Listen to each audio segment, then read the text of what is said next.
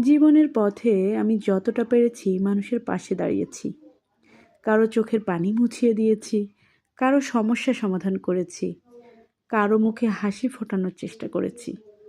কিন্তু কখনো ভাবিনি এর বিনিময়ে কিছু পাবো। কারণ উপকার তো আর হিসাব করে করা যায় না। কিন্তু একদিন আমার জীবনেও কঠিন সময় এলো। যাদের জন্য আমি সময় দিয়েছিলাম, যাদের জন্য নিজের স্বার্থ ছেড়ে ছুটে গিয়েছিলাম, তাদের অনেকেই তখন আমার পাশে ছিল না। ফোনটাও ছিল নীরব, দরজায়ও কেউ কড়া নাড়েনি। তখন বুঝলাম, সবাই তোমার ভালো সময়েই সঙ্গী হতে পারে, কিন্তু খারাপ সময়ে সত্যিকারের মানুষকে চিনে নেওয়া যায়। সেদিন কষ্ট পেয়েছিলাম, খুবই কষ্ট পেয়েছিলাম, কিন্তু সেই কষ্ট আমাকে একটি বড় শিক্ষা দিয়েছে। সেটা কি জানেন?